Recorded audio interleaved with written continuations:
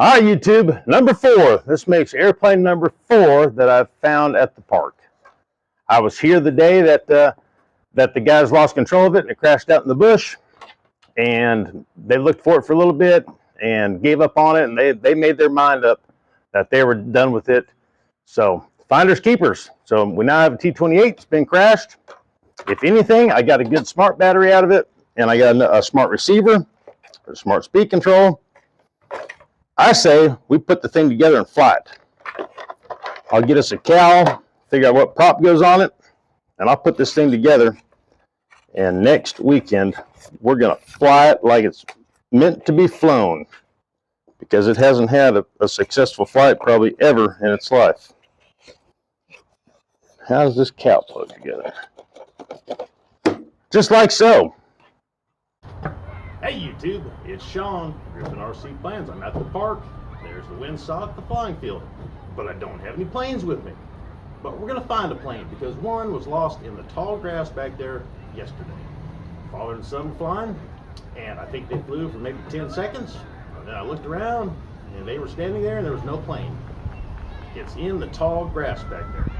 I looked by walking back there, just kind of peeking through, and it was hard to see anything. When you're looking for a yellow T-28, a big one, it's amazing how many yellow flowers are in that tall grass. Another guy stood on the roof of his Suburban, and his wife drove him around. He couldn't find anything. So today I brought some tools. And let me show you my toolbox. All right, windsock, our gazebo, runway, and the bush. So the guy said that it went down from about that concrete drainage box right there to about the edge of this building in a pie shape out there. So this is where we catch some chiggers.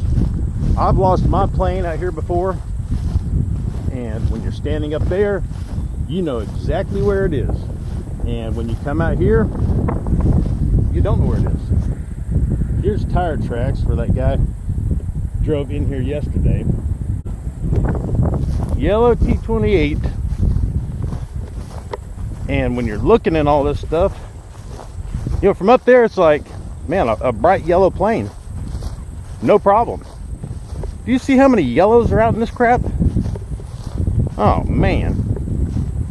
My 300 is yellow, and I lost it in here one day. And like I was saying, I thought I knew exactly where it was at. And when I got out here, it was tough to spot. This grass is, it's rather tall. You know, we're in the short grass, and it's 10 inches. So why not come out here and try to get some ticks and chiggers and mosquito bites and everything else? Man, I left my long socks at home. I left my bug spray at home. I think if I spot it with the drone, I'm gonna come back with some more tools. Now here's a matted down area that the father and son probably walked in. So being that this is the place that they went, I would imagine this is a good spot to start. You guys see it? Where's it at, guys? Tell me where is it? It's right in front of you, Sean. Is it? Where is it? So, give you an idea where we're at. There's the building to our right that was to our left when we were up there. That concrete structure is about on the other side of that other concrete head wall right there. And that's where that concrete structure drains out at. There's the windsock. Looking down on this area doesn't look that big. You get down here and look the other way, it's huge. I'm going to walk it one more time to see if something jumps out at me.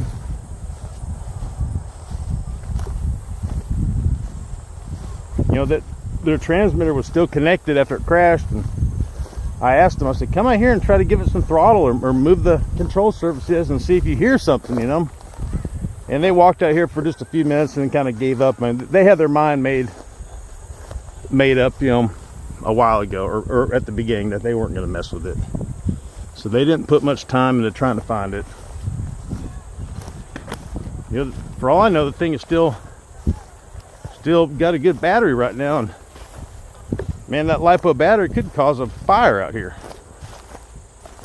So if nothing else, we need to find it for the environment. Oh gosh, look at all that. Ooh, ooh, ooh. All right, we're gonna get the DJI drone out. I doubt it's this far. I mean, I really doubt it's this far. It's a good example of why I was saying that take the time to make sure that Safe Select is working and all that, and let's use it. But after speaking to him, I think the gyro was working backwards from what the control input on the transmitter was doing. You know, they were trying to go up, gyro was pushing it down, something like that. Something was wrong, and we're going to find out why. All right, so walking in the tall grass didn't cut it, so it's time to get some tools out of the toolbox, and we're going to fly this thing for the second time.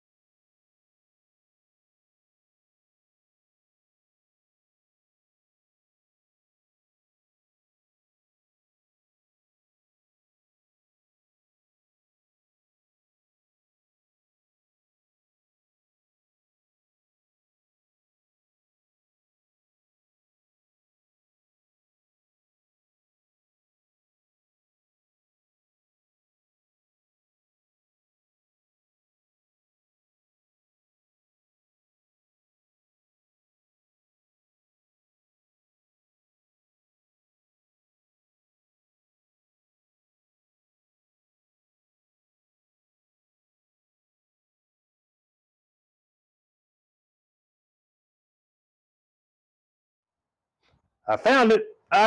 The DJI drone found the E-Flite T-28 that was buried in the weeds. It was buried in the weeds way out there. I found it.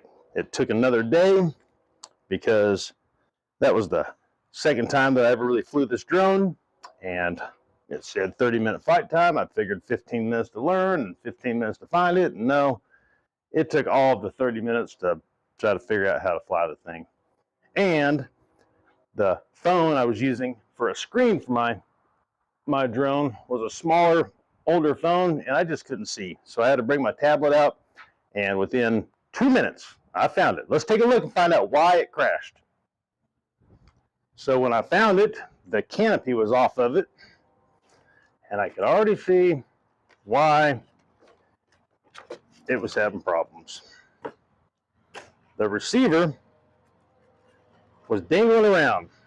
And one of the things that the kid said was, "Dad, do you think it's because the antenna was loose?"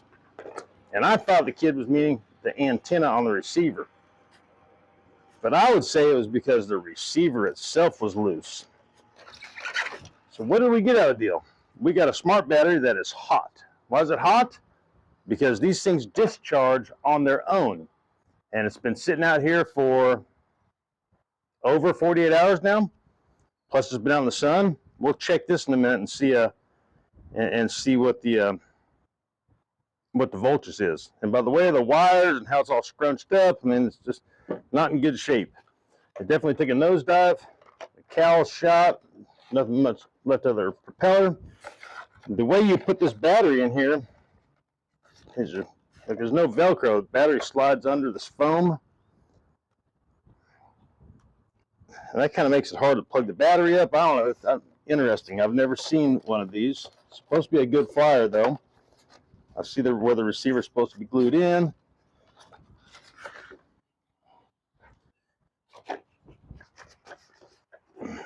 The wing is taped on with duct tape.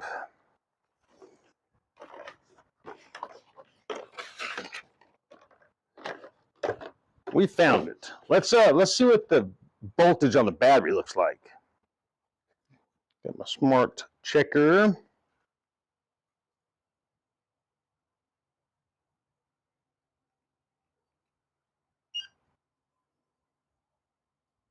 Perfect cells. Perfect. It has been discharging out there for the past 48 hours. I would imagine the discharge time, the automatic time, is set up for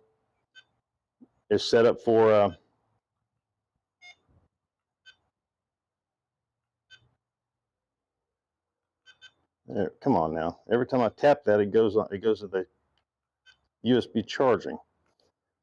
There we go.